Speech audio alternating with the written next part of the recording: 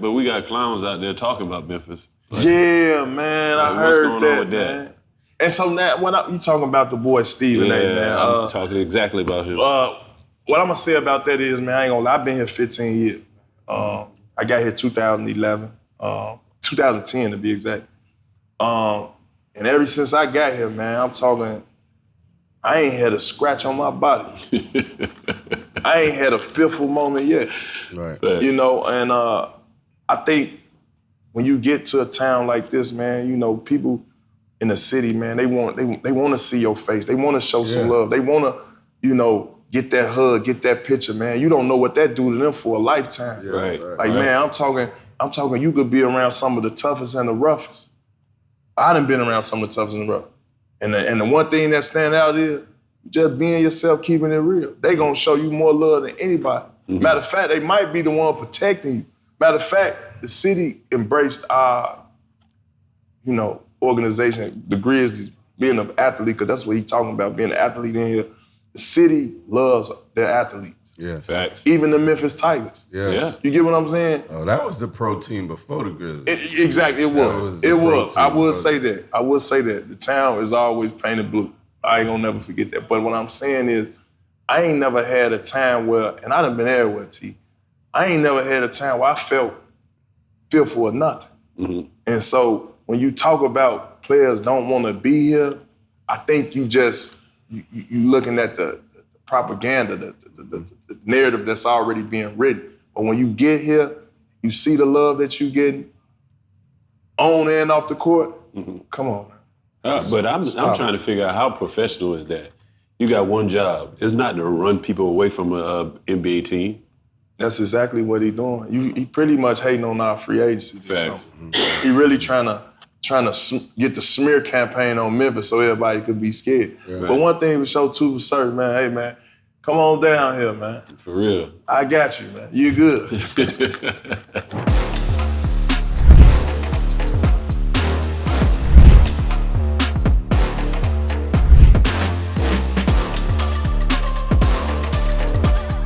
What up, though? T-Up Podcast. Uncle Phil here.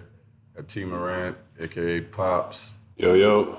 We got, you know, most of the people we bringing in are legends anyways, you know, in their own right. This man's a legend in, three cities. Chicago, Boston, and definitely Memphis. He coined the phrase grit and grind here.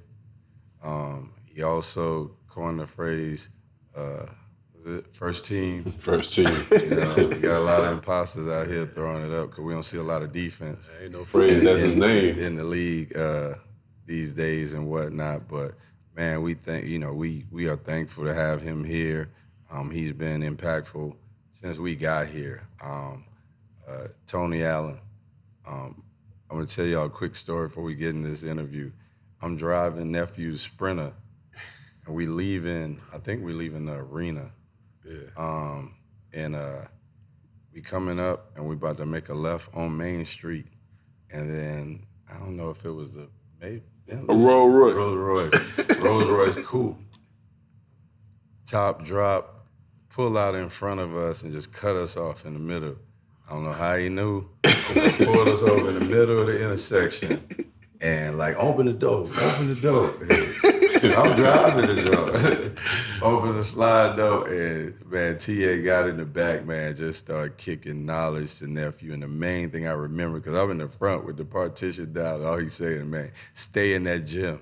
Stay in that gym. It ain't shit out here and whatnot, man, in these streets and whatnot. Stay in that gym. You want to get to be great, blah, blah, blah, stay in that gym. I just thought that was dope. He had a white beater on. I mean, it looked like a strong arm rivalry happening, but it was so dope, man. We appreciate you being here with us for sure, brother. Definitely. But I want to start in Chicago. You know what I'm saying? Because that's your home, that's where you're from and everything, and that's where it's all started. And the thing about this podcast, we really want everybody to, like, understand we're really trying to tell stories. We ain't really trying to debate and, you know what I'm saying, you know, go back and forth about certain things. We just really want to teach the audience the journey and how it's not that easy to make it and whatnot. So, just tell us a bit about Chicago and how tough it is to make it out of there. Man, growing up in Chicago, it was real tough. You look back, when I look back, I always look at, how fun it was, though. A lot of people want to, tell a story and look back like, oh, it was rough, it was hard. But those were some fun times. I didn't have the best of everything, didn't have a lot of everything. Actually had nothing, but growing up in Chicago, housing authority, y'all know what housing authority is. Sure. That's basically, a poverty-stricken neighborhood I grew up in, man. My old man, he was an addict. Mom, she worked, like I say, she worked at night. Worked during the day, went to school at night. I always had that mentality like we gonna get out of this situation. Right. Well, I gotta work 10 jobs. I'm gonna make sure y'all good. And I always liked that about my mom. She had that no excuse attitude, you know what I'm saying? And during the times that my pops wasn't there, I had, to cover my two little sisters who always acted like they were my older sister, Ebony and Dominique, and then my little brother, Ryan. And what I remember back in the day is, man, it was just some fun times. Just being able to, stay out, water fights, turning on the fire hydrant, popping fireworks, the Bulls winning. Yeah. It was a lot of good things happening, but within that time, man, what you had to overcome was lanes. It was like, all right, as I got older, my homeboys from the age 10 on up, like pick their route or what they wanted to do. Right. Like, I'm going to gangbang. I'm going to shoot people. I'm going to sell drugs. And as you see, we got older, a lot of them started either falling off, dying, going to jail. And it was quick for me to know, like, man, like, that ain't my route. Right. Within the process of, playing basketball, loving the game, didn't know anything about AAU growing up. Right. Just was playing basketball for the fun, playing some of the old head. But one thing my neighborhood always used to tell me is like, hey, man, you stay away from Lil Reggie and them, bro. You gonna go pro. Right. You gonna go pro. Oh, they go $5. You know what I'm saying? So the OGs in the neighborhood, they used to always stay on my head, man. Just always be in my ear. And if I could look back, man, just having to pick my route. Right. And I chose my route, and that was basketball. And like I say, I got a lot of partners that ain't here that chose the other route. So it was tough. And keeping me straight, I got to get that to my mom. My mom Dukes, man. She'll come home, that homework ain't done. I got a broomstick across my back or a belt on my ass. One of the two. Because I started getting taller now. Mom was like, okay, the belt ain't working. Right. Well, back then, she was going to get some straightening. You feel what I'm saying? And I always was like, damn, let me go and get my act together. Because, that's dope. Because you giving, a lot of, praise and the documentary, I saw a lot of that too. Mom's always was about the education part, and the hard work. You had to do both. But I was just home, man, and I thank my mom because T was born in Long Island. I was born in South Carolina, but our first from birth to 5, 6 years old, we was in New York. But mom and dad split, and we moved to South Carolina because my mom said, I need support with y'all when I go to work because I'm the only breadwinner and stuff. And man, we ended up going back, I think, to visit my dad. I think we were probably like 13, 14 years old. I think New Jack City had just popped out, so you saw the little bows and all that stuff. We didn't see that in the country. No. But then when we went back to visit my dad, he working every day. So, we like just trying to find a hoop because we introduced the basketball now. But I think that, like, man, I'm glad we grew up in South Carolina because you have more opportunities in the bigger cities, but it's more opportunity to get in trouble. Definitely. Because the step, the step brother and sister, the family that he basically married into, they was leaving the house at 8 o'clock in the morning, coming back at like 9 at night. Our country ass is sitting in the house. Just chilling, trying to figure some shit out. We don't know nothing about no subway. We don't know about getting to the city and stuff like that. So for you coming up in that environment, because I'm guessing you're talking about young age. Yeah, for sure. Before you get into the I'm talking about pup. I'm talking, man, I'm going so far back when I say like 10, 9, 10. Yep. like I'm pretty sure in my neighborhood, all my friends knew how to shoot dice by the age of 9.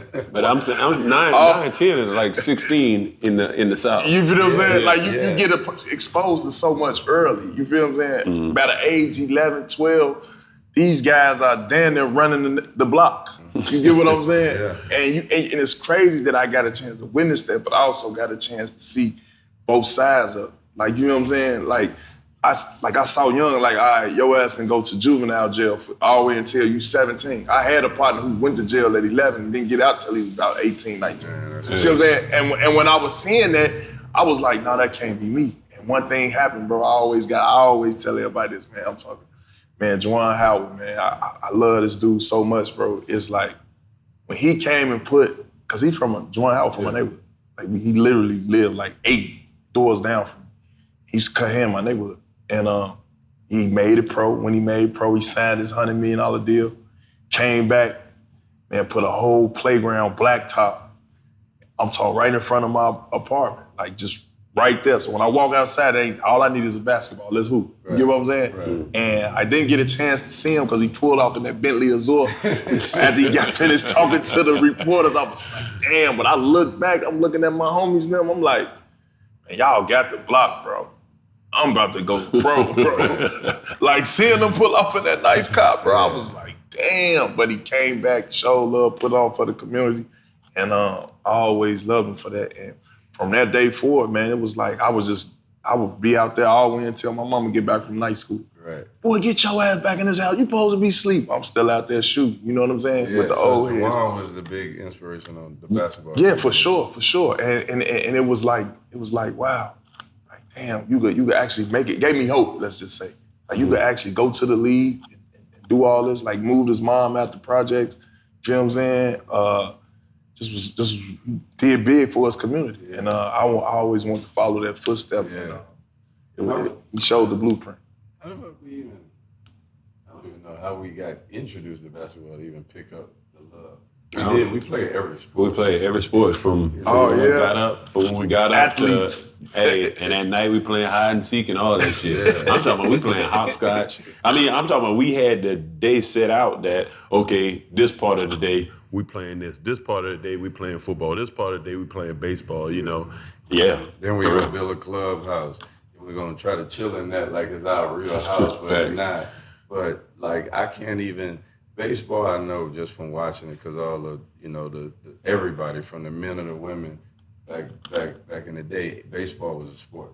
You know, baseball was it. Now, basketball, it's hard to say who was that influential, but Juwan was influential to a lot of people, especially the 5-5 days, because now I know why they had the fresh cuts. Yeah. All ball, they joints for the March Madness and stuff. So now you introduce the basketball, and now you got that vision, you got the dream of where you're going, and you in high school in Chicago. You killing. Oh, so let me tell you.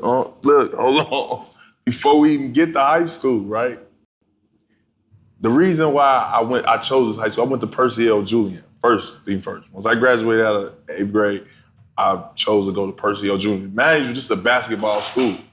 You go here, you trying to go pro. Mm-hmm. So my homeboy who went, right? My homeboy Reg, he went. That Lil Reggie? Yeah, my partner Lil Reggie. That's who they tell you to stay away from. Yeah, that's the one they tell you to stay away from. So he ended up going to school, right? And he go to this school and he hooped too. So I'm thinking, like, why you not hooping? But I know when he come back at home late at night, he going across the street to hang with the guys. And I'm like, then he's starting to be fresh every day. I'm like, yo, like, what are you doing, bro? Like, did you get on the team? Did you make the cut? Like, what's going on? Mm-hmm. He ended up going to the school, man. Got beat up, bro. They beat him up at the school, bro. So now, imagine, I'm in 8th grade. So now the next year, when it's time to go back to school, bro, I'm coming back up there with you. What's going on? What's cracking? Mm-hmm. Bro, I get back up to the freshman orientation, bro. This man ain't nowhere to be found. I'm like, where the hell is he at? So I end up going to the school, truthfully, to whoop some ass for my homie. End up finding out this is a basketball school. And so They had guys like Lance Williams, Watari Marsh, Wayne, and all those guys. And I got there, and I went and tried out for the team. I made the team. Right. And the coach was like, damn, we gotta sick, because I've been this height since I was like a freshman. I've been the same height since a freshman in high school. So it was like, damn, okay, we got something. So when I played, they was trying to play me at the center. But every time I get the rebound, I'm pushing it, I'm gone. Because when I be at the Juwan Howard court, that's what I'm doing. Right. I'm crossing over, stepping back, I'm in my whole bag. End up making the team, man. Make a long story short, man. It was short-lived, though, because the older cats, like that was on varsity, started taking a liking to me, like, damn, he can play. You playing junior varsity, coach, we might need to play him up top. Right. And so that was in discussions. I was coming to practice things. So this one specific practice, the season had started or whatever. I think I played maybe 8 games out of the first season or whatever. Season started. They trying to get me to come to the varsity. I came to practice one day with some of the varsity players, Lance and Watt. We went and got high. So we got high, right? We on our way back to practice. We walking in. As we walking in, coach looking at them like, smelling like looking, and I come right behind him. I come in. Oh, he stopped me right in my track. Coach Lauren Jackson. He stopped me right in my track. He said, Tony, look at me in my eyes. Mind you, I'm trying to look at him in his eyes, but he cross-eyed. So I'm like, and that mind you, I'm high too. So now as I'm high, I'm like, I'm getting dizzy. I blew my cover, man. Which one you want me to look at? I blew my cover, man. Hey, man, the man kicked me out of practice and said, TA, give me my practice uniform. Don't never come back to my program. Damn. Crushed me, right? Crushed me. Yeah. So from that day forward, man, it was like, all right, damn, embarrassed. I can't really walk around with the hoop squad no more. I got kicked off. You know what I mean? So now, to me, mentally, it kind of hurt me. But, you know what I'm saying? I got to stay strong. So what I did was, I just was like, all right, I'm going to just shoot dice all day, bro. Like the whole, This is ninth grade. This is ninth grade. I go to homeroom where you get attendance.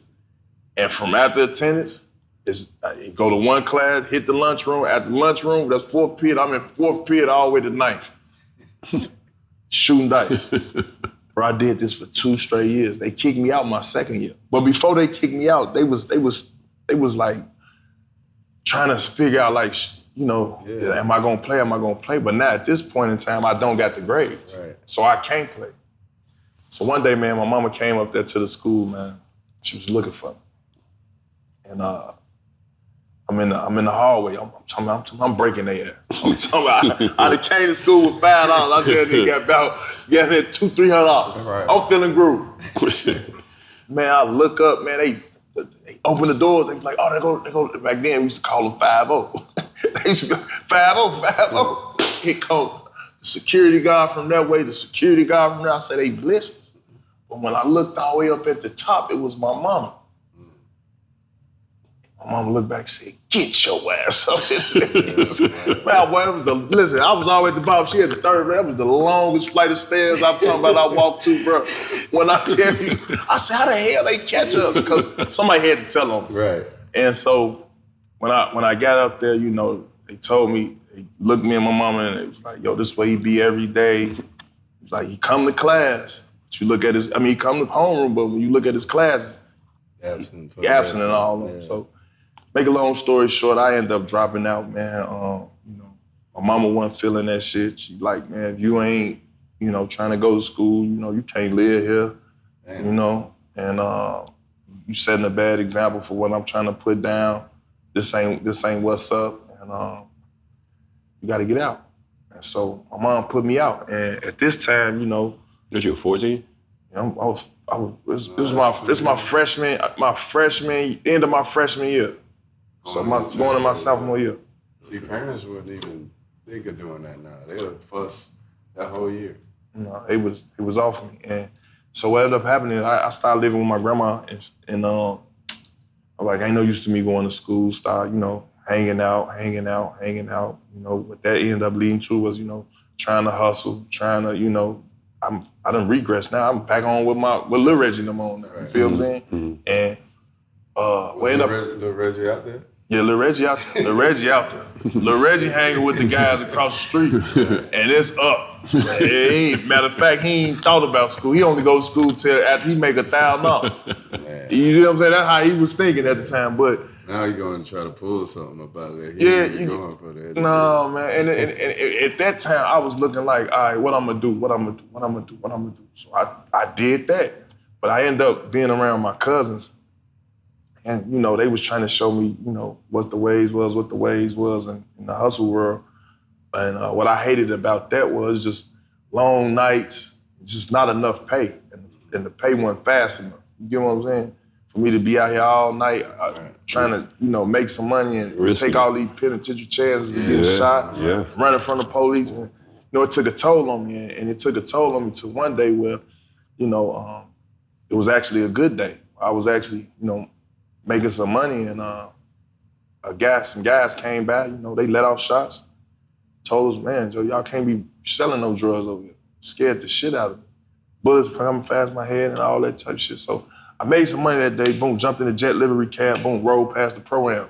Saw the pro-am, saw all kind of nice cars out there. I'm talking about a whole crowd of people trying to get in this place. So I jumped out the jet livery cab, said, I'm cool right here, going to the pro-am. Didn't know I was about to go in there and play ball. Went in there and played ball. I mean, ran into my boy Jay Straight. Jay Straight like, man, what you doing? I was embarrassed to tell him, bro, I hustle now. He looking at me like, bro, you 6'4". You ain't playing no basketball. And man, it's crazy as it sounds. He like, come on, you can hoop with me. I said, all right. I said, why all these people? I said, these people here to see you? He like, no. He like, Antoine Walker play next.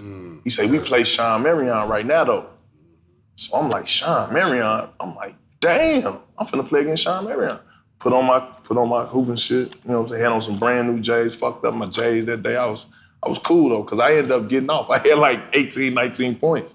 And hadn't played in a long ass time. Right. And so within that time I was playing, Will Bynum was in the stands watching. I'm not sure if y'all familiar with Will Bynum. Will the Thrill. Yeah, that's my boy. Yeah, that's my boy. So he in the stands, and they about to play Antoine Walker and them next. And so when if anybody know the program, once you get finished playing, you go downstairs and you change to the locker room. So as I was in the locker room, Will Bynum was right there next to his high school coach. Will is a year younger than me. So he was like, yo, TA. He was like, where you been? Because I knew him from Biddy basketball.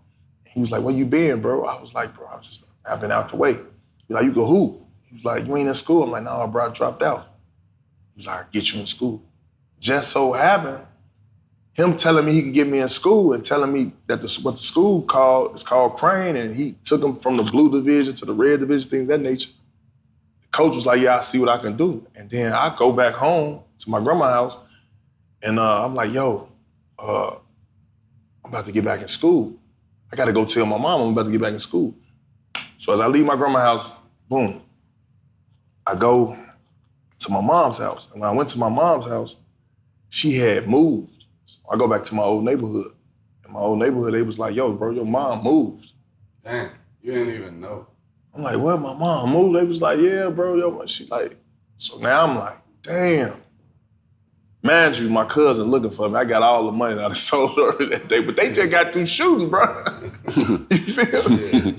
Yeah. He called him. Y'all seen Tony? Tony got something here. Man, this is school shopping right here. All this money going on. New gift for the next year. I'm about to get in school. Will just said he about to get me in school. I'm gonna need something. Right. But I left that life alone, man. Like I said, man, end up playing, boom.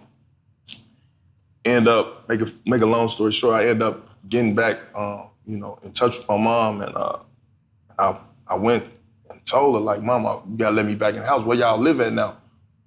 She was like, what you mean you about to get back in school? I say, I just talked to Thrill. They want to get me back in school. And this is how I know God was real, because when she ended up saying, okay, well, if you ain't gonna, get back in school, we're gonna go fill out these job applications and start working. You about to be 16.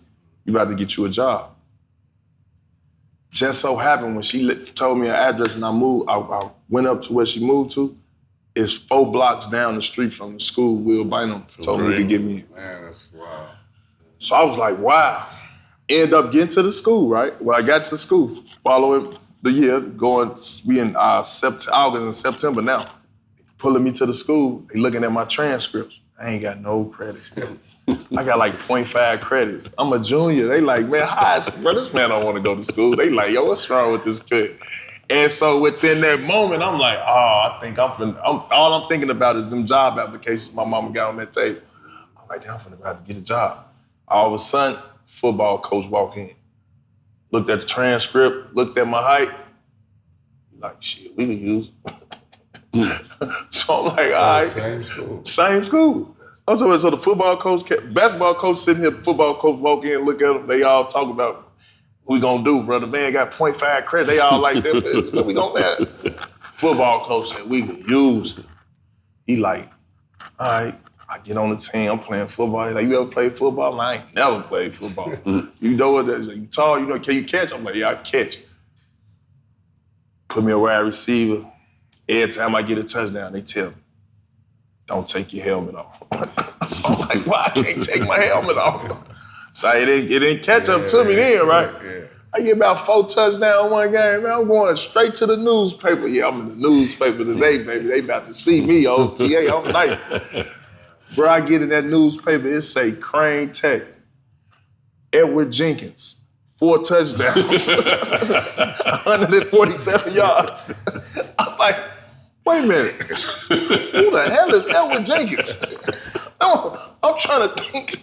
Hold on. Wait a minute. I go back to the coach. I got the newspaper. Hey, coach, who is Edward Jenkins? Don't worry about it, son. Put that newspaper up. You keep playing. I say, oh, okay. I see what's going on. And I was a part of that, but at the same time, man, I ain't gonna lie. Playing that football that year, I ain't gonna lie. It gave me some toughness. I ain't gonna lie. I was already rough around the edges, but going through that, getting hit, and just that practice, that grueling energy you just go through to get through the task, and you just gotta push it. I got that from football. I would say that. Sure. But I didn't never love the sport, though. You see what I'm saying? Right, so it was like something I had to do to get where I was going type thing. And ended up playing. He didn't either. Hell no. Ended up playing half a season. Boom. Ended up playing the whole season. The next season, I told them I quit. I said, I ain't playing football no more. Cause I ended up getting my grades right. So what they did was, I know y'all still thinking about that 0.5 credit. Like how the hell they get this boy through? Let me give you home room. Let me give you this. Like credit for home room. How they switched that shit back. No, look, that's how they did it. Back to so look, school started what, 8 o'clock? I had to get there at 7. So I had I had 2 30-minute classes from 7 to 8. Yeah. Boom. Then school ended at 2:30. I had another hour class, 2 more 30-minute classes. See what I'm saying? Mm-hmm. And I did that for 2 straight years and ended up, getting eligible. By that time, though, what I ain't understand was, let it just say what I understand. I wasn't educated enough to know that you needed to play AAU basketball. You need to go to some of these Nike camps. You need to go, you need to been doing that. And I hadn't been doing that. So by the time it was time for me to graduate, I graduated through summer school. But when I was looking for a school to go to, it was like, damn, bro, you did a lot of bullshit in your early years, so don't nobody know you right now. So it's like, what's to you? And so I went to my coach and asked him what school I could go to, and he ain't had no offer. He's like, yo, ain't nobody offer. I'm looking at my homeboy Will Bynum. I'm like, man, he a junior. He committed to Arizona already. He going to 5-star invitational. He ABCD camp. I'm like, he got all this shit lined up. What's up with me? Right. Bro, you got to have been hooping early. I ain't know that. Right. And that just goes back to show you that in my neighborhood, for me to even get out of there, wasn't no AAU program pulling up to in them projects behind them black gates. Wasn't nobody pulling up saying, hey, little fella, come on over here. We gonna work you out. And you know what I'm saying? Wasn't nobody doing that, bro. Right. What we had going on was, in that habitat, was hustling, carrying guns, and shooting dice. That was what was going on, unfortunately. Right. Thank God my mother moved, and I was able to start seeing what basketball was about and where it could take me. And once I saw my homeboy commit to Arizona, I was like, damn, I've been missing a lot. But it didn't discourage me because I told Coach, I was like, so what you got for me? He said, nothing. I said, you got anything? He was like, nothing. He was like, but what you can do is I could put you in prep school. But at the time, you go to prep school back in the day, shit, my folks were like, man, this man dumb as hell. He in prep school? He 19 and a senior? What? Right. They was gonna roast you. Yeah. And so I wasn't with that. And I ain't gonna lie, I kind of fell out with my coach from that. Like from that day forward, I was so upset. It like crushed me that I couldn't go, Was it more at him or was it more at yourself? That's a good question. Yeah. That's a good question. A little bit of both. Now that I'm older and I can look back and say that. But I know I know my circumstances at the time. I couldn't or I wasn't in the best situations growing up. You know what I'm saying? They told you to stay your ass away from Lil Reggie. They told me to stay away from Lil Reggie, and I ain't listen. And so, I look back, I blame myself, but at that time, I wish it had been, recited to me in a different form because had he made it make sense, looking back at it now, everybody doing a holdback or reclassify and get into the league. It's crazy, not to cut you off because I went the JUCO route. Mm-hmm. And me and T 2 years apart grade-wise, but he had semi-heavy recruitment going on, but it's the same thing. Even not being in a big city, we in rural South Carolina. Yeah. Columbia ain't but 45 minutes away, so like the Jermaine O'Neals that you would know, or the I'm just trying to think of people who played when he played. You know what I'm saying? That he crossed paths with. Jermaine was 2 years after. 2 years after me. Kevin Garnett Whitney, upstate and whatnot. Even though he finished in Chicago, but we didn't know Shamon Williams and all that. Yeah, we didn't know like how you're supposed to attack that. Because I didn't know AAU.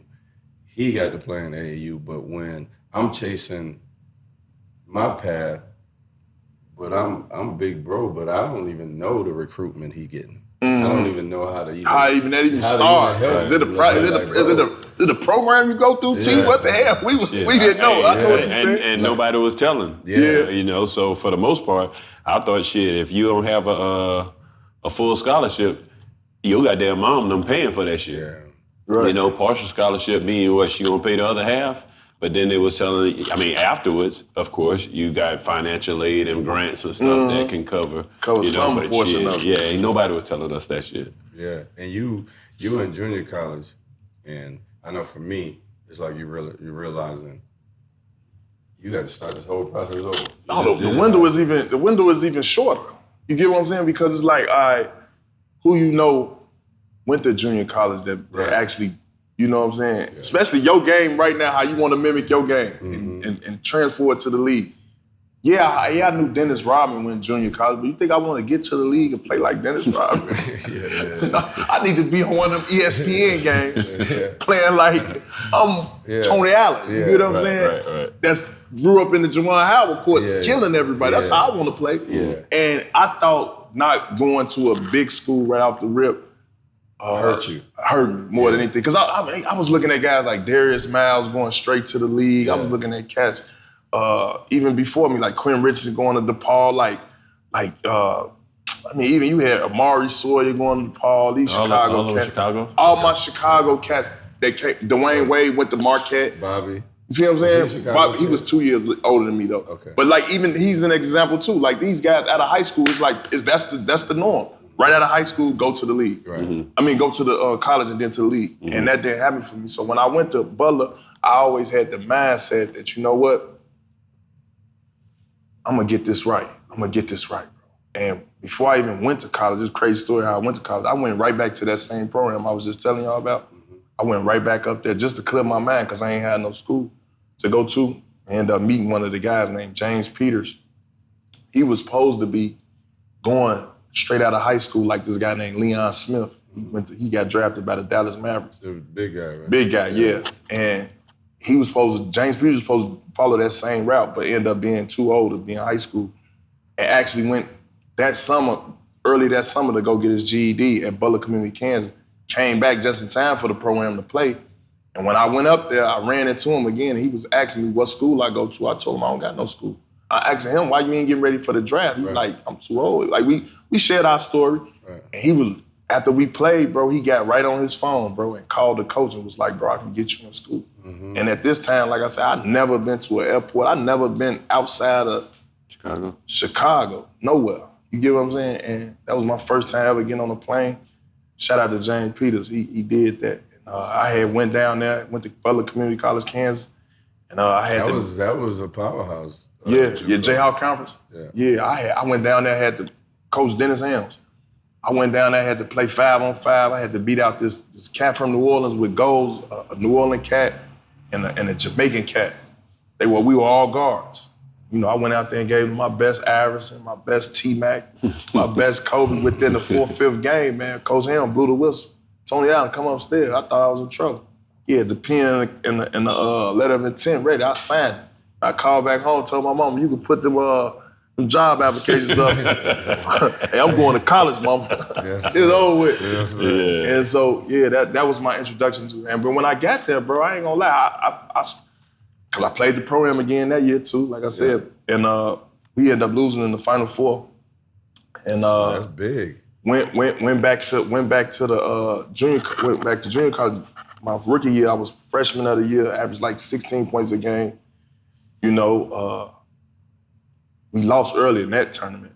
I'm still newcomer of the year, and how I got kicked out was they was coming to give me my award. And when they was coming to give me my award, I'm thinking season over with. Like, it's over with. I don't got to deal with the coaches. I ain't got to deal with the athletic directors. I'm straight. I'm thinking I'm in the clear. Yeah, I get that job myself.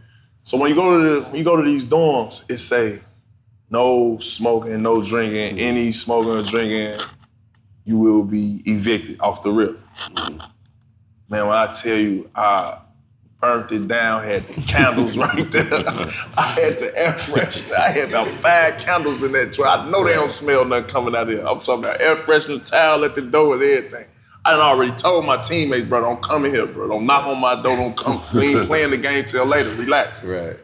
Bro, I hear a knock, dum. I said, didn't I just tell these motherfuckers? Man, walk to the door, they got my award. They ready to give me my award. I'm spraying, thinking it's one of the team. I look out, I said, oh.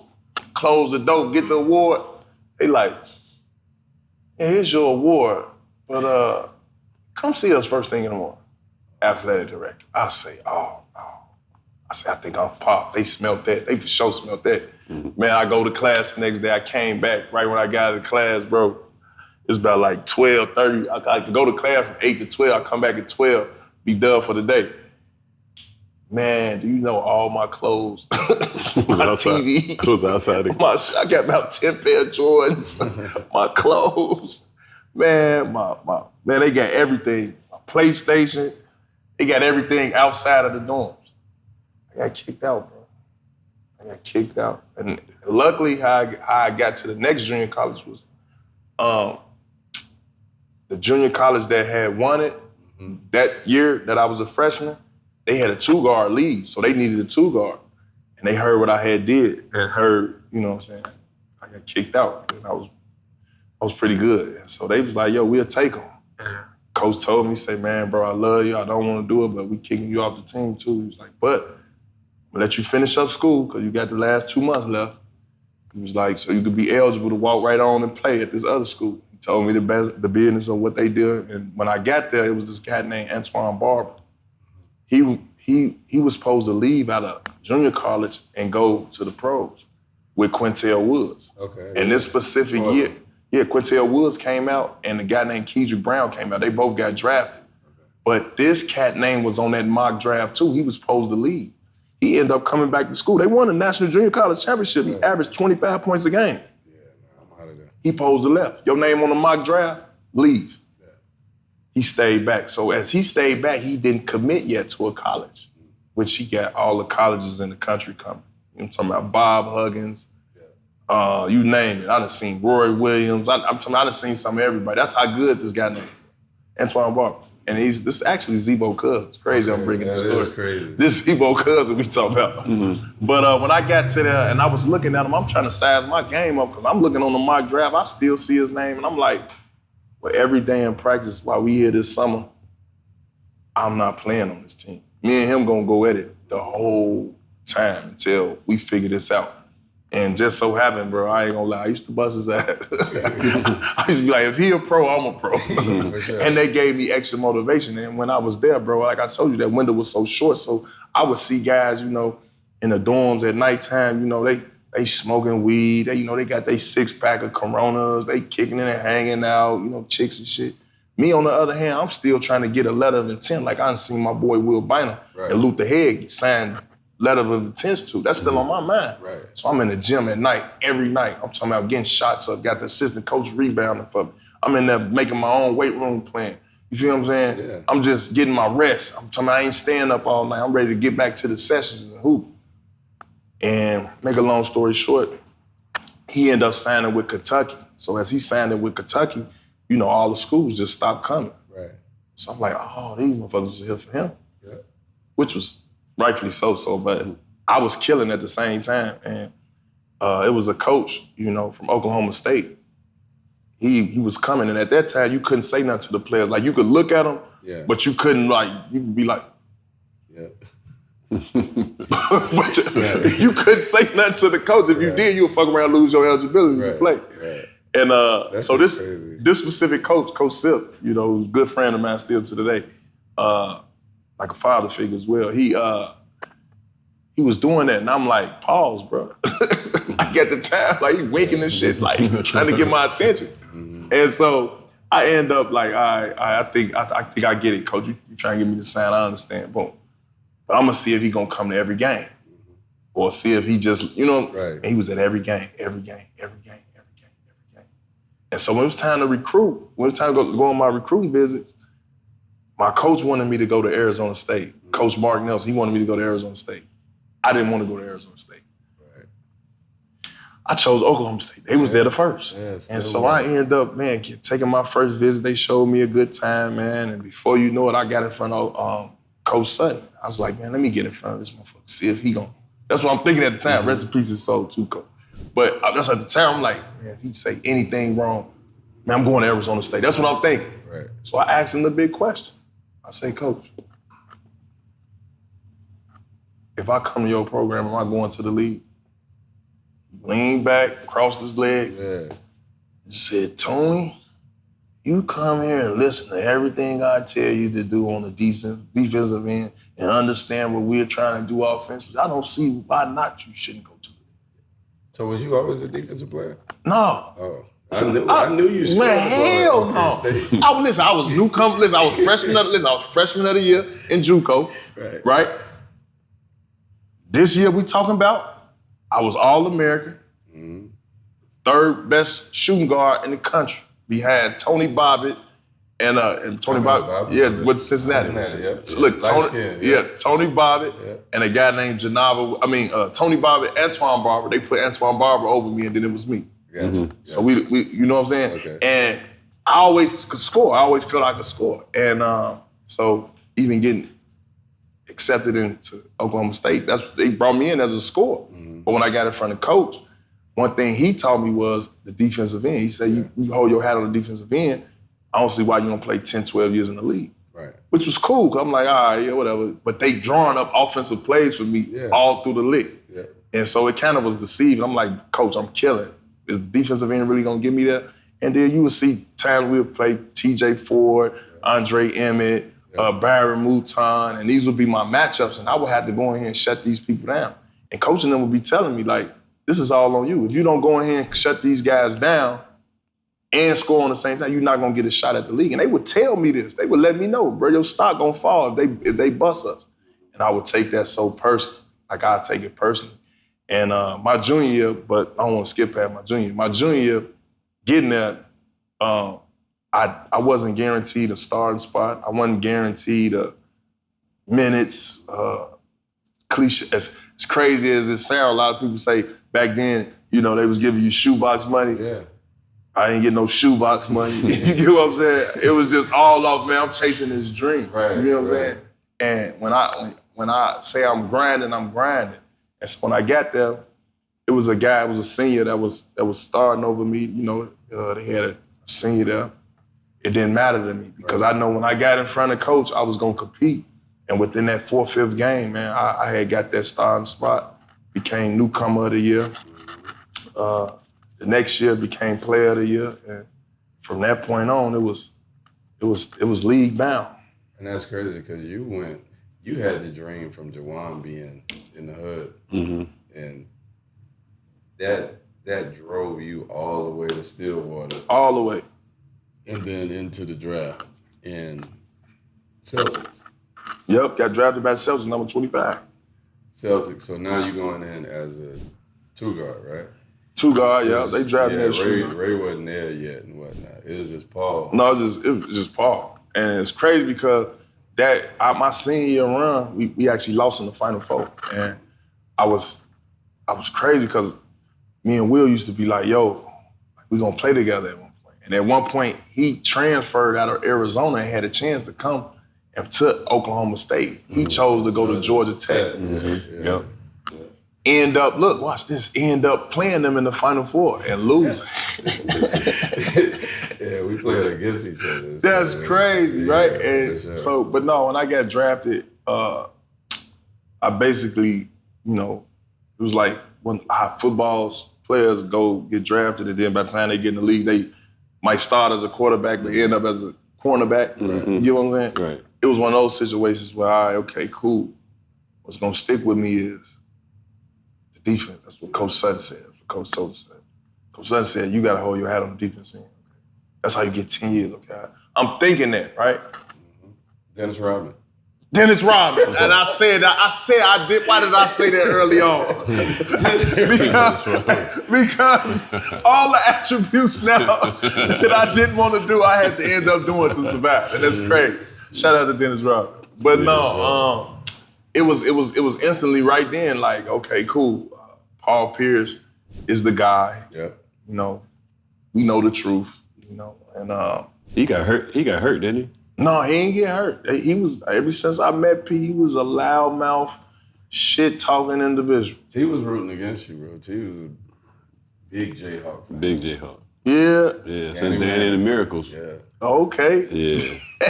Yep. Shout out to the Jayhawks, man. Facts, Yeah, rock so chalk. he been rooting for you big. Doc is there.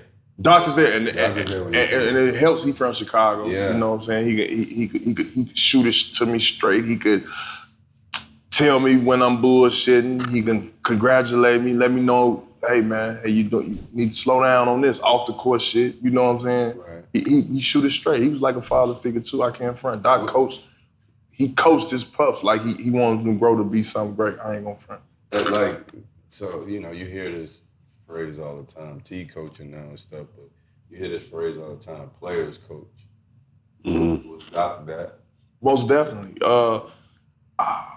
I gotta say, my first year, Well, shit is that. I'm sorry. No, he's still coaching. That's what I said. Yeah, he is that. To me, I mean, he probably didn't softened up over the years. When I say softened up, he probably ain't as tough on players as he was back then because of the way the league is now. But back then, I ain't gonna lie, I needed that tough love. Like I needed a motherfucker to be in my ear. I needed a motherfucker to be telling, hey boy, you get your ass to the weight room. I heard you got there late. Like, okay, they on my ass. Now I always thought if you weren't saying nothing to me, and Doc ended up saying this. Yeah. Doc ended up saying this. When you know why I be on you, right? You like, because I see something. Now, if I don't say nothing to you, that means I don't see nothing. Your ass should be looking for a new town to go play in. And that stuck with me, bro. And it was like, damn. So, okay, cool. I'm doing something right. I'm getting here on time. I'm staying in my weight room workouts. I'm getting my rest. I'm trying to do all the right things. And within getting that trust with Doc, I end up starting, the second half of the season, all the way to the playoffs, for Doc. And I had a good rookie season, made rookie all-star, playing a role player, just, trying to be a 3-and-D guy alongside Paul Pierce. But my first 3 years there, it was kind of rough, We had different players come in and out. I got a chance to see what the league was about, the professionalism side. I really didn't gather that until late in my career, but, my first couple years, I wasn't eating right. I wasn't, getting proper rest, you know what I'm saying? wasn't taking my craft serious, let's say. And I think you was still playing on ability alone. And I thought my third year, I thought that kind of caught up with me. I think that's part of the reason why I had an injury. I tore my ACL. I was out like a year, well, half a year. We had a year, almost a year. And once we got Kevin, Ray, and Paul, and those guys just, got together, I saw what it really was like to be a professional, how you should get your rest and how you should be eating right, getting your proper rest. And it was instantly then I knew about routine. I knew about preparation. I knew about, being focused, and looking at these guys, I was just 4 or 5 years in. Yeah. These guys, 10, 11, 12 in. Yeah. I'm like, damn, how they do it, how they hold their bodies up. I got a quick dose of reality right then and there. Like, yo, they do this work when ain't nobody looking. Yeah. They do this work every day, and it's repetition. Right. And I was able to become a pro instantly then. I picked up routine with Ticket. He come in the building. He might speak, say what up, head nod, but instantly taking this time and getting in the meditation mode. Just not saying nothing to nobody. At first, I used to think that was crazy. Like, why he do this every time? But he was preparing himself mentally to get ready for games. I would look at Ray Allen. He would get that 3-4 hours early, getting his shots up. By the time you look up, Raiden took 2 showers, got in the hot tub, ice tub. Now he reading the book, easing his mind down, focus. And I saw them doing it every day. And I saw guys come in, even in practice times, come in. They don't. You thinking they vets? You probably think they'll get there late, like 10 minutes before practice. These guys practice at 11. They getting there at 9:15. That go with that misconception. Just because you're in the league, that don't make you a pro. No, it don't. You got to do pro things. You got to actually eat and sleep proactivity, and that's working on yourself 24 hours a day. Right. Crazy as it sounds, when you done, when you at home, yeah, okay, you done and you at home, but still there's some games on you could be scouting. Yeah. Like still there's some games on you could, if it ain't no games on you could be breaking down your own film. I always been curious because, I seen the doc. I forget the title. I know it's on YouTube, so I need to check that out. And, that they put out right before your retirement show. Mm-hmm. But, I guess my question is, you come in, you got Paul Pierce, and you got Doc. You think, the veteran leadership part in the locker room and on the bench is the key thing that's missing today in the league? I'm seeing a lot of young guys leading. Like, you look at the teams in the finals right now. You look at Shea, and then you see a whole bunch of youngsters. And, he was only 1 year in before he got sent to OKC. You look at Halliburton, who's looked at as the leader. But you look at that bench, I know they got James Johnson. So I'll be trying to look for the vets. Yeah, Siakam. I'll be trying to look for the vets who try to help the younger guys be what you and T was just talking about, a professional. You think that's missing in the league right now? They do a good job of keeping guys in that seat. Like you said, we saw Udonis did it for some time. James Johnson doing it right now. And for us, when I played, we had Sam Cassell. He was coming up with his transition and going into coaching. Like, it was his last shot at getting the ring. And what I thought he was helpful at, just a voice in the locker room, right. Keeping everybody level-headed, letting it be known when we bullshitting. That ain't gonna get it, man. We out here bullshitting, letting it be known, hey, man, y'all get y'all rest tonight, man. Y'all boys stay in them rooms tonight, but we got a big one tonight. You know what I'm saying? Just keeping our mind set on the main thing being the main thing. And I think that's what they helpful at. But, these cats is, as you guys know, these cats is the league now. They are, the new cats are the league. Right. So it's like they gonna move it how they move it. Can it be helpful? Yeah, because you got certain cats, you know, that respect certain cats. You know what I'm saying? And I thought when Derek was here, you know what I'm saying? I thought he did a good job with Ja. Yeah, I thought, I mean, at least I thought. I don't know. I'm on the outside looking in, definitely. I thought guys like that you could relate to, guys who've been at that pinnacle. You know, I thought that was a great mesh. But I mean, you gonna have guys who been through the fire. And it's good to have them in the locker room just for that little housekeeping. Nothing major, because you know these cats gonna do what they want to do. Right. But it's like, you can have an OG that'll whisper something in his ear. He might take a little bit, start moving different. Yeah, it worked. I think it's working for the Indiana Pacers. Yeah, for sure. Real well right now. Yeah, for sure. And it helps that he's an enforcer too. James Johnson, he kick your ass. He a black belt. They got him over there for two purposes. Man, for real. So y'all win the championship. Was it the? We tanked before we moved. We tanked before we went to the championship. We lost. We was the first team to lose like 18 games in a row in Celtics history. That was before the trade. That was before the trade, before we got Ray and those guys. So I don't like people to talk about championship, but don't talk about the dog days. Let's talk about the dog days too now. It was some dog days now. During that time, Rondo wasn't even getting off the bench. Wow. During that time, they were starting Delonte West over. What the hell was the message? How the hell you tell your team of pros, hey, we just gonna lose? We just gonna lose it. And at that time, it was like we had so many young guys that was talented. We had Gerald Green. We had Justin Reed. We had Al Jefferson. We had myself. We had Delonte West. We had Rajon Rondo.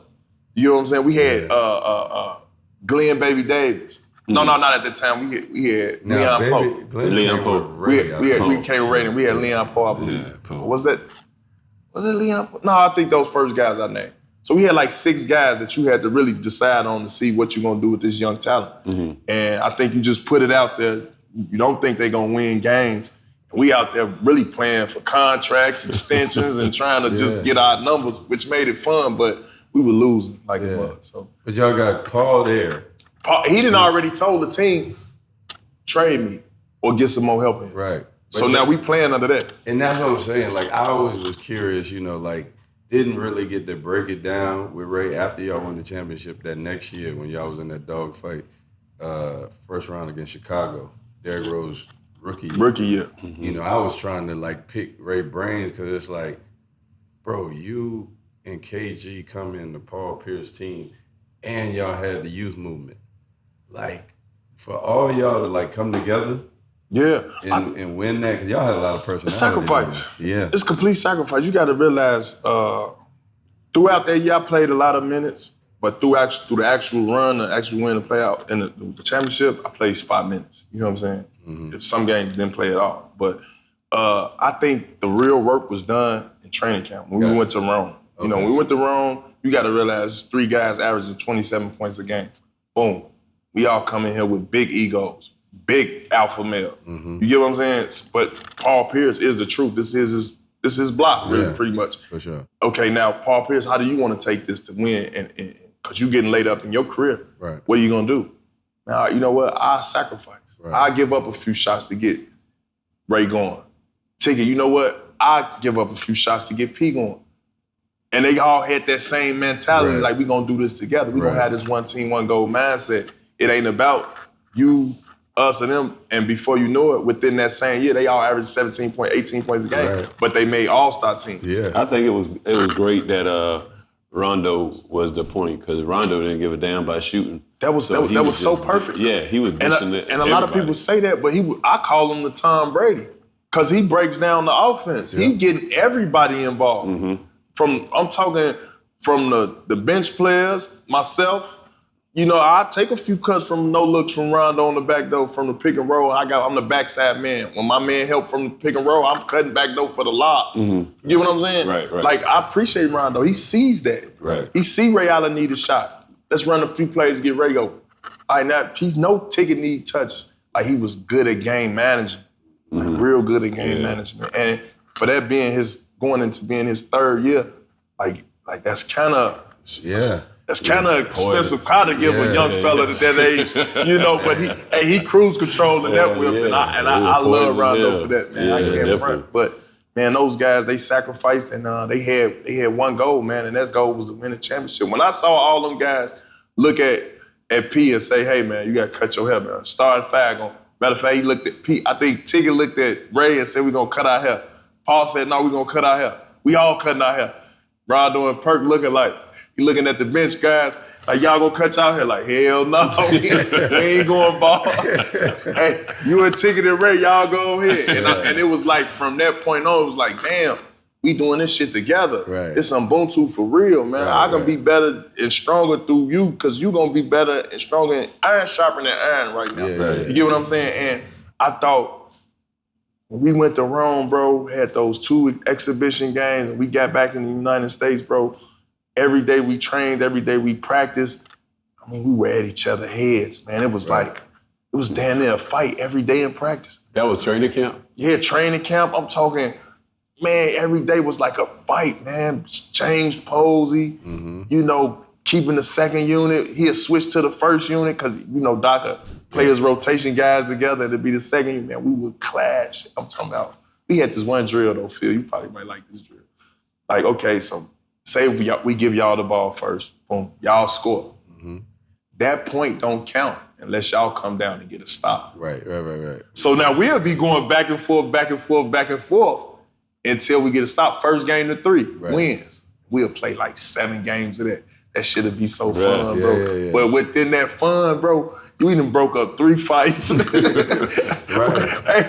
hey, people call each other all type of names. Yeah. Hey, but it's so competitive, man. And I thought that's one of the things that got us through that season. Because if you ever paid attention to that season, it was so many big shots being hit. I remember one in Charlotte. Ray hit that out of bounds shot. That's probably one of the most memorable ones. Do you know that play we work on? We worked on that play. Really? I'm talking about every day in practice. I think that was, because I was at that game. I think that was Cam's. Cam was early with the Panthers. Because he was at that game. Yeah. I remember that game. So, yeah, man, I just think, man, the sacrifices that was made early, it didn't surprise me that we ended up winning. Right. So now you done moved to big Hold on. Hey, was that joint true when they were saying training camp and they said Big Baby left training camp weighing more? No, Big Baby, man. That's my man, And they said Big Baby would come, he would go to the camp early and eat and then come back after y'all. No, but I'm gonna tell you a funny story. I'll tell you a funny story, man. One day we were at training camp and we were in, I think we were in Italy. And the bus ended up leaving. It was like, get down at certain time. And Big Baby, he didn't make the bus. So now we on our way to the restaurant. Now mind you, at this this restaurant, we got the owners, we got the vice president, the GM, we got the whole organization. And mind you, we got a time set, a dress code, we gotta be there.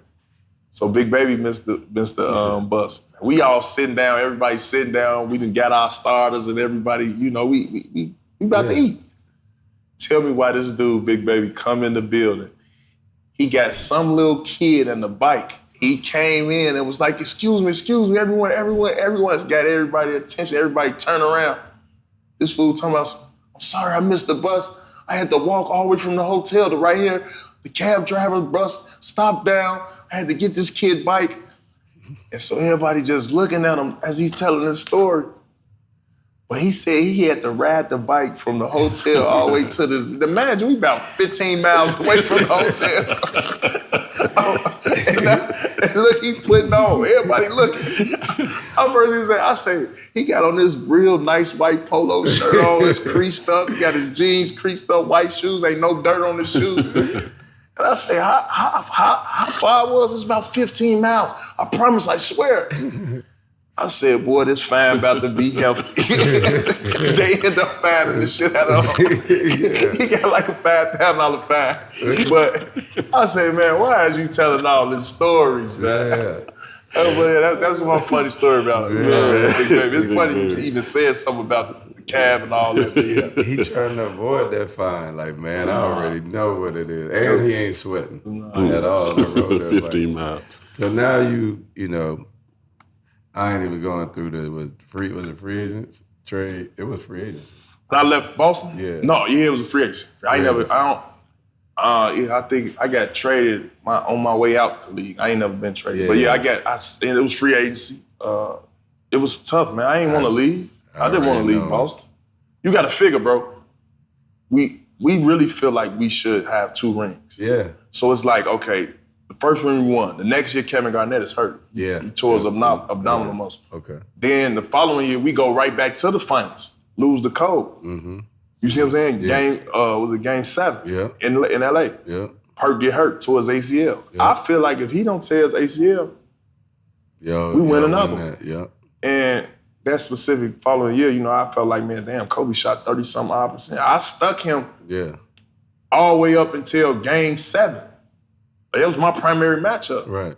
He shot 30-something %, bro. Right. It was good defense. I know for sure I'm coming back next year. Right. And at that time, it was either I just wanted a 3rd year. Yeah. I wanted to secure a 3rd year. Right, for and sure. the offer they offered me, they wanted to offer me same deal I had. I had a 2-year, $5 million deal. They wanted to run that back. I'm like, hell no. I just outplayed that. Yeah, you ain't that kid from Chicago who gonna know. Like, no. I'm trying to get to the bag now. And man, it was just a call out of nowhere, man. I spent that whole summer in Chicago. I thought I was going to Chicago. Didn't end up going to Chicago simply because it was somebody in the Bulls organization. It was telling people, if y'all thinking about signing TA, think twice about that. He's having problems at home. I don't know if that's going to be a distraction and So I didn't end up signing. They ended up signing a guy named Ronnie Brewer. Yeah, Bernie. Arkansas. Arkansas. He ended up getting that 3-year deal. And man, I went and got an apartment downtown for the summer.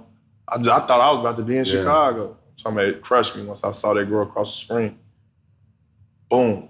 I want to say about maybe 2 weeks later, I kept working out though. I kept staying in shape, kept working out. Yeah. Maybe 2 weeks later, Chris Wallace called me. Mm-hmm. Like, yo, I know Boston, y'all playing tug of war about that deal. I'll give you the 3rd year. Come on down. I said, word? I said, let me call you back. So now I got to call my agent. I got to make sure we got 2 teams to fight with. Now I got to call my agent. And then Coach Sip came out of nowhere. Remember I told you about my Coach Sip? Yeah. Okay. Hey, man, listen, bro. Carry your ass down to Memphis. Mm-hmm. You got everything they miss. Yeah. They got OJ May. He said they got Rudy Gay, one of the best wings, up-and-coming wings. Facts. Zebo, just like a 20 and 10 ticket guy. Mm-hmm. Marc Gasol finna be the best center in the league. Mike Conley with his vision and the way he shoot. Yeah. And y'all got to. They need somebody to stop them scores, bro. This is your lane. And I said, Sip, they gonna give me the 3rd year, bro. I'm going. He said, well, we got a deal going. Chris Wallace called back, said, man, I'm gonna have your flight and everything ready, man. Come to Memphis. Came down here, signed, bro. When I came, bro, it was just a breath of fresh air because I went that whole summer. If anybody know a free agent, you go a whole summer, ain't nobody calling, it could get ugly. That shit's scary as hell. It could get ugly. Yeah. Man, he came through and right then and there, I just told myself, bro, I'm gonna give it's gonna be 110%. The way I'm gonna train, the way I'm gonna treat my body, I'm gonna do everything I saw Ray, Tiggin, and Pete them do. Mm-hmm. Mm-hmm. That's exactly what I did when I came down here. I was a no-nonsense guy on the defensive end. And I wanted everybody to buy in because that's what we was doing in Boston. Mm-hmm. I wanted the camaraderie. I wanted everybody to be on the same page when we on and off the court. Mm-hmm. Got that from P. Yep. And Ticket. But you was doing that at JUCO too, though. Yeah. When you getting them in the gym, or was that Oklahoma State? Oklahoma State. It would be with John Lucas. I got you. Me and John Lucas. We'll be. Ooh, man, shout out John Lucas. Yeah, I'm mad I ain't even give him no love. But that's a funny dude. Real man. funny dude. Yeah, we went down to, me and JT went down to the Nike Elite 100 EYBL. Oh, okay. And John was running it. That dude is funny, bro. Yeah, he's a character. But he also is no nonsense. Yeah, on the hard working side. Yeah, no. Yeah. He was like, this is my livelihood. Every time I'm gonna get back to Boston, Memphis in a minute. And In Oklahoma State, you're right. We would do things on the same page. We'll make sure we want to because I remember times he was so competitive. When I come back at night, say if I got to the gym earlier than him, I get my work in, he'll get his work in, or vice versa. Whoever get done first, I try to act like they leave it so that the other person can leave, then they go back. We stayed in the gym. We was gym rats. But yeah, that was my man. Shout out John Lucas. But no, back to Memphis, I basically took that blueprint and that glue guy mentality and brought it here. Did you know anything about Memphis when you came here besides? Yeah, I knew when you came to Memphis, you was gonna do two things: end your career or get bought out, or ask for a trade. Gotcha. We was coming here to get a win for sure. We looked at Memphis like, oh, that's Memphis. Yeah, we got it. Yeah. That's just like going to Washington right now. You go to Washington. Yeah, against the Wizards. Bet the house on whoever playing Washington. You see what I'm saying? Yeah. That's how it was. Hey, Bub, I ain't chiming in on that, bro. No, for real. That's how it was. No cap. So it's like, all right, we gonna change that narrative. Yeah. And I told myself that, I'm gonna be in here doing the exact same thing, from whether it's a person I gotta stick, I'm gonna go like James Posey. I'm gonna get all the film that I need to watch on this guy. Right. Transition, wing, post, ISOs. You get what I'm saying? I'm gonna get 10, 15-minute clips of this. Yeah. Pick and roll. And whenever I see an action where one of my teammates gonna be in it later on, hey, come here, hey, bro, get off the phone with your old lady right now. Watch this. Yeah. I'm keeping you focused and engaged all throughout that little 90 minutes we get before we play. Right. And I carried that mentality because that's what we was doing in Boston. Right. Bro, look at this. All right, you see this? Rewind that. All right, I'm gonna need you to be in help. Yep. Paying attention to detail. I carried that in the locker room. All that I was the DJ. Right. When we want to listen to music, hype up, I'm the DJ. Right. When it's time to pop out, go somewhere for dinner, hey man, bill on Zebo. Right. Bill on Zebo, man. You feel me? Yeah, we gonna get everything together, man. Right. And I think we meshed well. And one thing we always did, we respect each other. Our core four, we had 4 blue-collar guys who, always had something to prove, always had something to fight for. And we did it in a manner that, it ain't gonna look pretty, but it's gonna get done. Yeah. You get what I'm saying? And that's why we say it's grit and grind. Yeah. Yeah, you coined that phrase, man, and y'all actually displayed it every night, and y'all was right there. You talk to anybody in Memphis, if Mike Conley ain't got hit in the face. That specific, right. Yeah. And I pulled my hamstring that year. Yeah, he did. That would have been your second ring. Yeah, that'd have been. I truly believe that we woke up the Warriors. I truly believe that. And I say that simply because, man, we had that boy Clay at his game. Yeah. We had him rattled. We was 2-1 back here. Well, I had a pull hands. I promise. I wish I could. But they want to say Kerr, right? He's a coaching genius. He put the center on Tony Allen. That was the adjustment of the game. Man, my hamstring was hurt. If my hamstring wasn't hurt, I've been running past that man. I've been zooming past. Why you think they made the adjustment? Yeah. Because I kept getting too many offensive rebounds. I was locking up Clay, and I was in every passing lane that they tried to do when they bring Kerr off the pick and roll, try to roll Draymond, so you could help on Draymond and leave Clay wide open. Right. Oh no, I studied that. I'm gonna bump early. Bump. I'm gonna stick this corner, man, but I'm gonna bump him early. Mm-hmm. I know you coming up, and I'm gonna play the passing lane.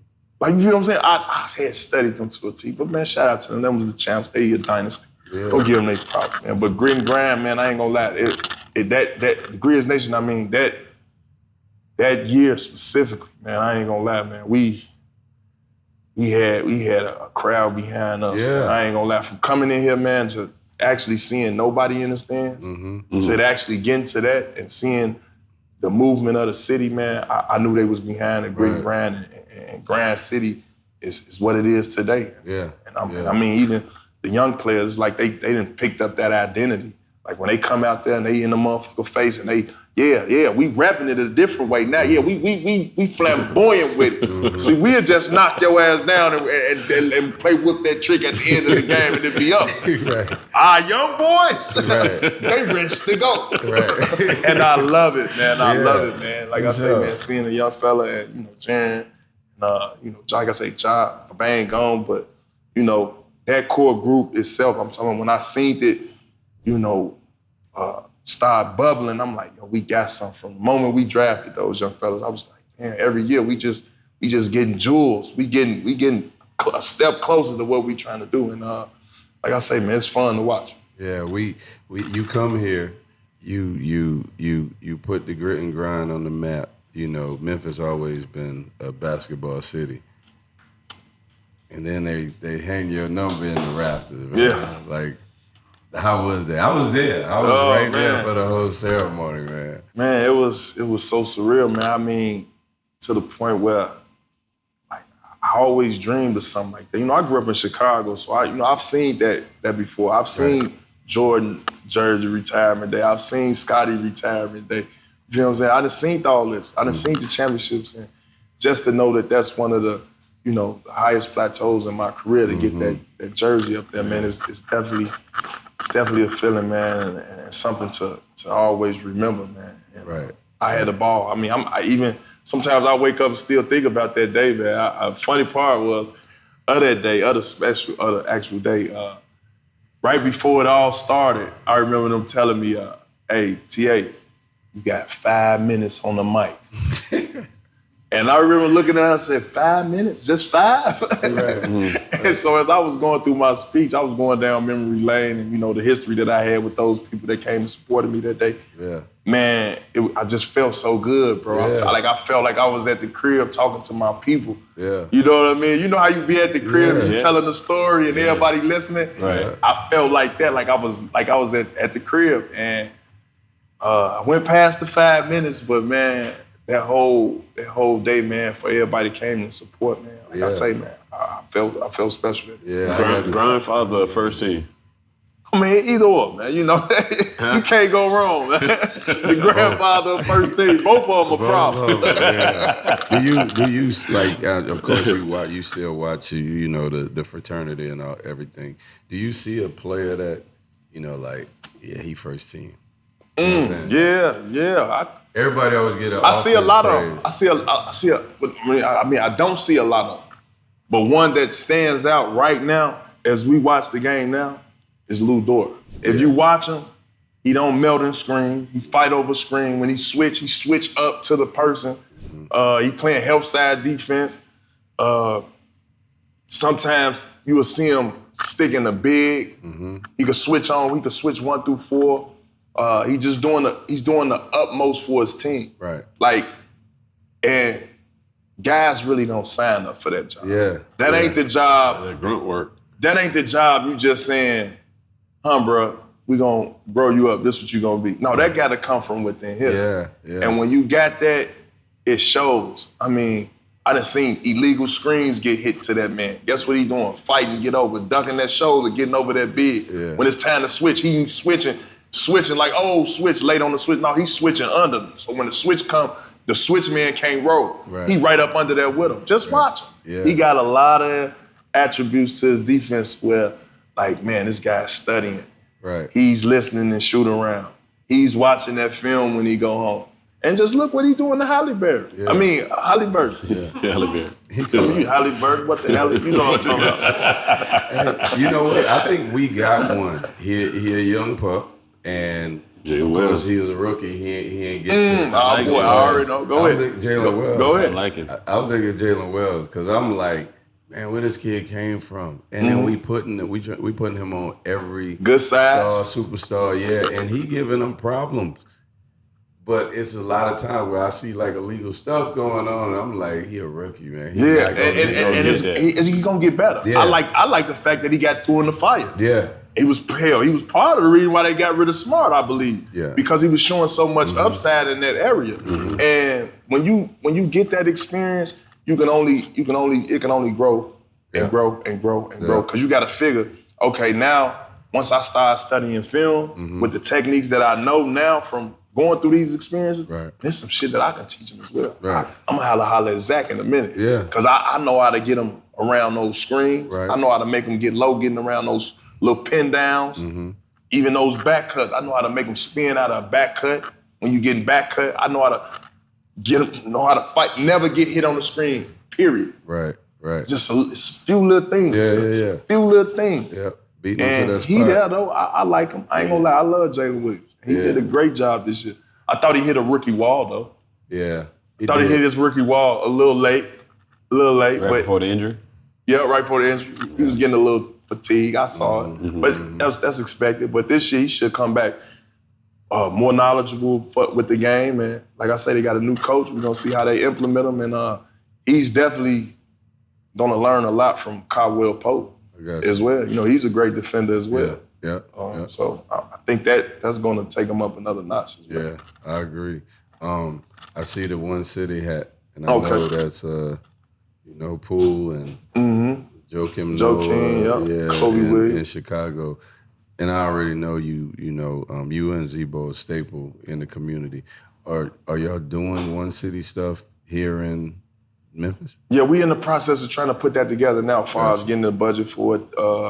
It's a 6-month program, and with what we're doing, just for the viewers who don't know, I'm a commissioner of the One City League, and what we do is we go in the communities with guys who are at risk. And when I say at risk, this is guys who got the possibility of shooting somebody or a chance of even getting shot. And we try to bring them in and use basketball as a glue to not just say, okay, we want you to go pro and things like that. We trying to change the norm, you know what I'm saying, or what the community norm is. I just gave y'all a brief example of what I woke up to every day in my community. It's still going on today. And like I said, I want to use my platform and be front center, spearheading and letting us know that, violence nowadays in these communities is getting like a disease and it's spreading. And if basketball could be the glue to how you come in, we're gonna give you $200 to play, but when we give you this bread, we want you to come in to this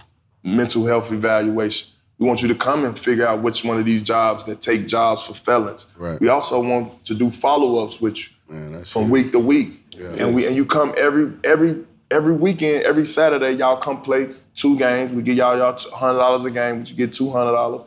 That's like $800 a month. Yeah. And within these programs that we provide for you, we hopefully we got wishful thinking that you would come in, take heed to what we trying to pick up, what we trying to put down, and get into something positive. Right. And we, like I say, we doing it, but we trying to get it from city to city.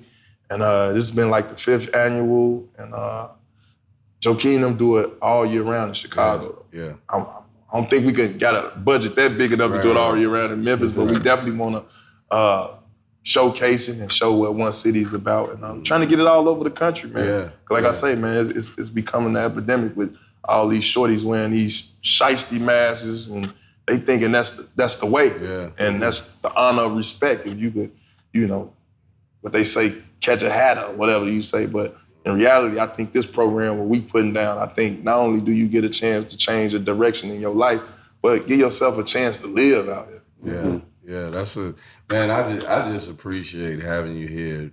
For one, you ended your career in state in Memphis. And I know Chicago and Memphis is near and dear to you. You know what I mean? And that's big. Especially for us. With nephew getting drafted here, and I mean he been from Dazzle to Murray, Kentucky. It was funny when we was doing pre-draft and media runs in New York, and he looking at the window like, this is This ain't it. This ain't it. L.A. Nah, I don't like this traffic. It's something gonna stick out. Yeah, you know what I mean? And then you get drafted by the Memphis Grizzlies, and it's like, bro, this is perfect for you. You know what I'm saying? Not too big, not too fast. You know what I'm saying? And then it's your attitude matches the grit and grind. What is everything perfect? Perfect fit. Now we just got to keep getting some of them, some of them dogs on the bench and on the court. And it's gonna crack. But we got clowns out there talking about Memphis. Yeah, man, I heard going on that, with that? man. And so now, you talking about the boy Stephen A, man. I'm talking exactly about him. What I'm gonna say about that is, man, I ain't gonna lie, I've been here 15 years. I got here 2011, 2010 to be exact. And ever since I got here, man, I'm talking, I ain't had a scratch on my body. I ain't had a fearful moment yet. Right. You know, and I think when you get to a town like this, man, you know, people in the city, man, they want to see your face. They want to show some love. They want to, you know, get that hug, get that picture, man. You don't know what that do to them for a lifetime. Yeah, right. Like, man, I'm talking, you could be around some of the toughest and the roughest. I done been around some of the toughest and the roughest. And the one thing that stand out is just being yourself, keeping it real. They gonna show you more love than anybody. Mm-hmm. Matter of fact, they might be the one protecting you. Matter of fact, the city embraced our, you know, organization, the Grizzlies, being an athlete, because that's what he's talking about, being an athlete in here. The city loves their athletes. Yes. Facts. Even the Memphis Tigers. Yes. Yeah. You get what I'm saying? Oh, that was the pro team before the Grizzlies. Exactly, it was. It was. I would say that. The town is always painted blue. I ain't gonna never forget that. But what I'm saying is, I ain't never had a time where, and I done been everywhere, T, I ain't never had a time where I felt fearful of nothing. Mm-hmm. And so when you talk about players don't want to be here, I think you looking at the propaganda, the narrative that's already being written. But when you get here, you see the love that you getting on and off the court. Mm-hmm. Come on, man. But I'm trying to figure out how professional is that? You got one job. It's not to run people away from an NBA team. That's exactly what he's doing. He pretty much hating on our free agency. Facts. He really trying to get the smear campaign on Memphis so everybody could be scared. Right. But one thing was so too for certain, man. Hey, man, come on down here, man. For real. I got you, man. You good. Did you want to do that one question you had for him? Yeah. In your whole career, mm-hmm. who scored the most points on you? Man, that ain't hard. It's only one shooting guard. I would have to say Kobe, man. I'll tell you one thing about Kobe, man. I ain't gonna lie. I thought I was ready for Kobe my rookie year, right? In my rookie year, I was playing Paul Pierce every day one-on-one. My whole 6 years I was in Boston, I played Paul Pierce one-on-one every day in practice. Mm-hmm. So for me, it was like, all right, if I could stick to truth, I could stick just about anybody. Mm-hmm. But boy, did I run into that mama one day, man. That man fouled me out. 6 fouls in 8 minutes. Rookie year? Rookie year. Jeez. Bro, and I felt so embarrassed walking into that locker room, because that was the first thing Doc brought up when he walked into the locker room. He looked at Kobe. Kobe finished with 45. Tony Allen, 6 fouls in 8 minutes. It's not gonna get it. Bring it in, man. You gotta go back to the trip of the hotel with that. Bro, it killed me. And so from there, I ain't gonna lie. From that point on, you had to call Coach Sutton. No, listen, I paid attention. It's funny too. I had to call Coach Sutton. You funny. No, look, I had to watch. It was on me to stay in attention, pay attention, and shoot around every day from that day forward. Like, I ain't gonna lie, because before that game, I used to just be bullshitting around and shoot around. Hey, bro, I ain't gonna lie, you know, later on tonight, they got a spot. Ooh, we gotta, right? Look up, this motherfucker got 50. You see what I'm saying? So I never, ever could disrespect Kobe and not acknowledge. Right. If I had to tally it up on the analytical side, he probably do got the most buckets tallied up. They say John Wall got 47 on you. Never. Single game. John Wall ain't never had no 40 on me. That wasn't my son. 2013. I wasn't sticking him. That was Mike Conley assignment. I remember that vividly. We was in Washington. That propaganda. Was we in Washington? Yeah, that was Mike Conley. Sorry, Mike. That was Mike. Propaganda. I was sticking Bill. Hey, man, we appreciate you spending time with us. I definitely want to shout out One City. Yeah, for sure. Tune into Out the Mud podcast. And definitely check out the documentary on YouTube. Grindfather, First Tee, man, Tony Allen, Teed Up Podcast, man. We see y'all next episode.